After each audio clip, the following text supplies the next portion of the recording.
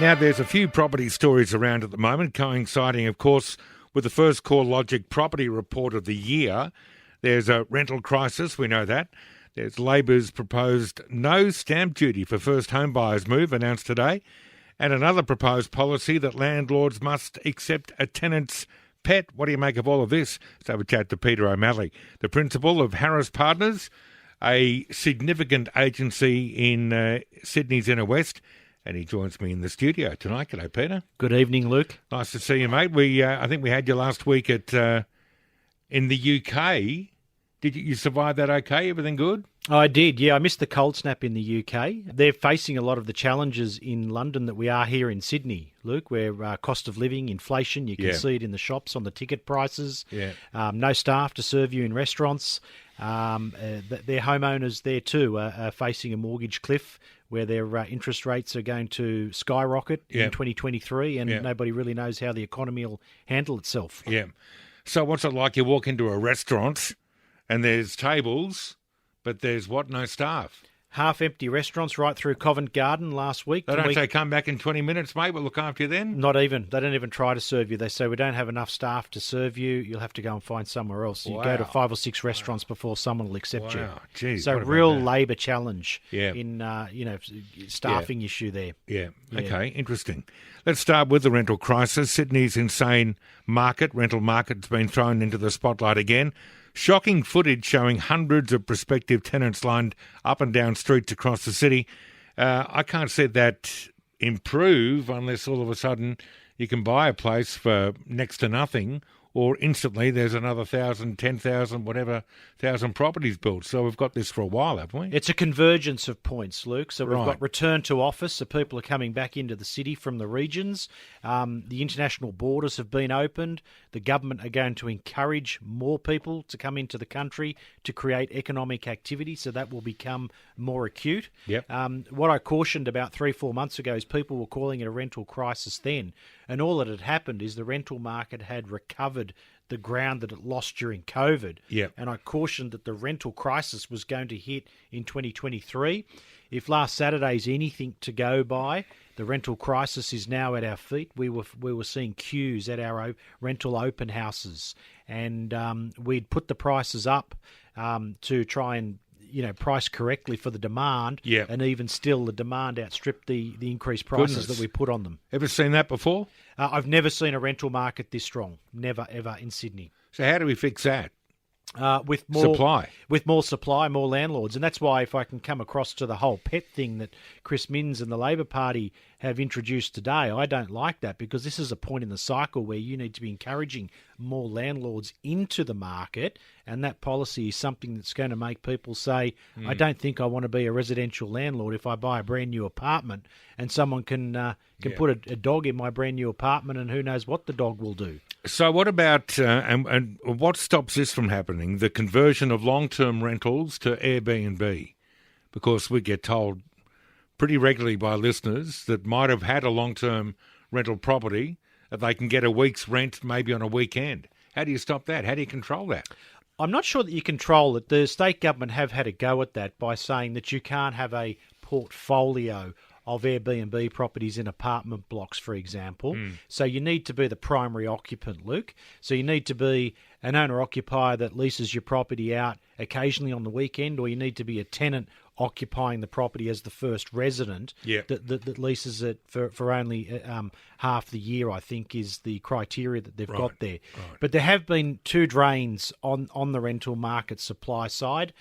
One of them is properties going to Airbnb, and the other is when a landlord wants to sell their property in the last 2 years, they've sold it and got the price they're happy with, but in 90% of cases that property's sold to an owner-occupier. So take the short-term accommodation and landlords selling out, taking advantage of the boom price during COVID, and then you saw a contraction in the number of rental properties. Combined with the fact that developers don't want to develop and build at the moment because the cost of building and the gloomy outlook for the property market, that's a third leg to this equation where developers are on the sidelines. Now, the market will correct, and I think investors were taking a look at Sydney property again, but as I say, policies like saying your tenant is allowed to have an animal in your property even if you don't want them to is not something that's going to inspire investor demand. Yeah. Fascinating. What do you make of this move, also announced by the New South Wales Labor Party today, of abolishing stamp duty for some first home buyers and reducing the tax for others? Do you like it?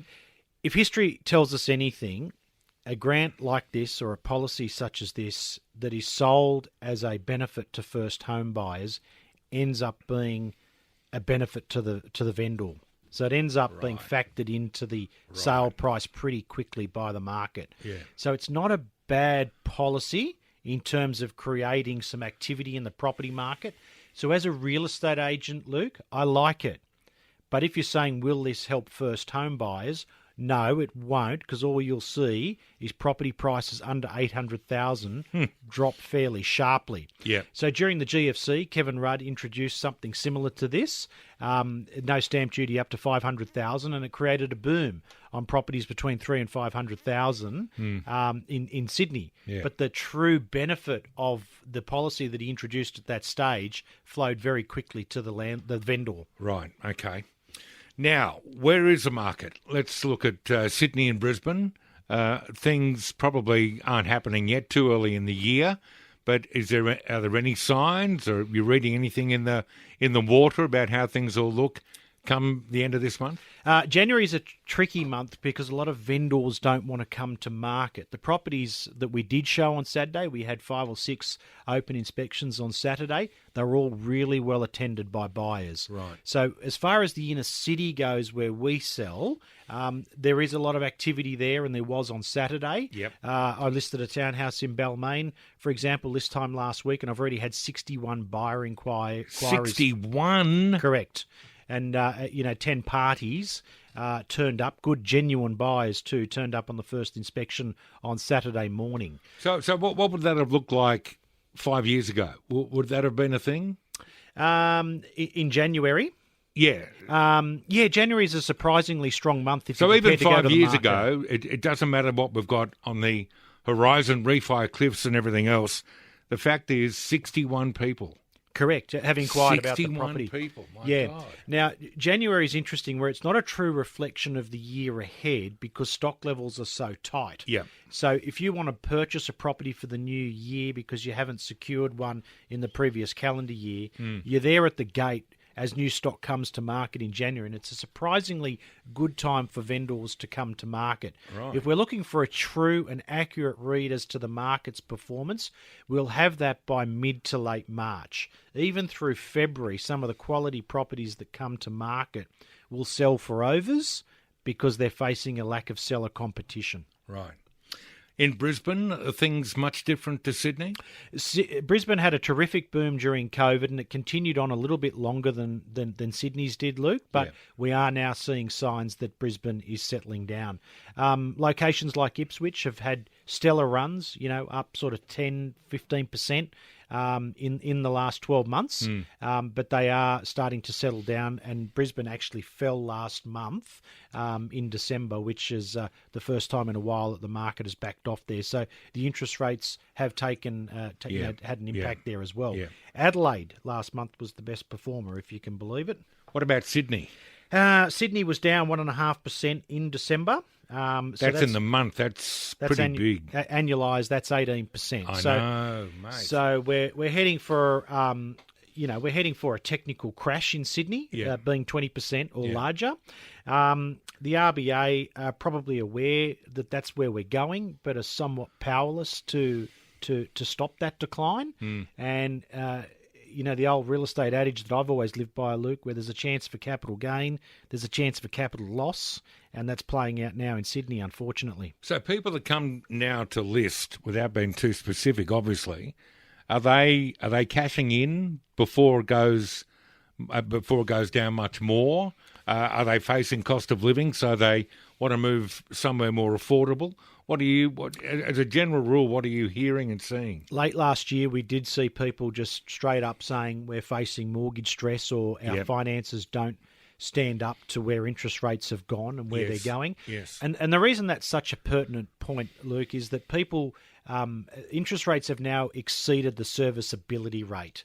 So nobody, including the bank who lent them the money, expected this to happen in the property market. Yeah. The serviceability rate was 2.5% of the interest rate of the day.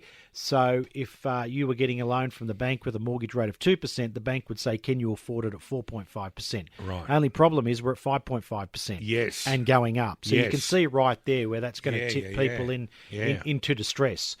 There are opportunists in the market.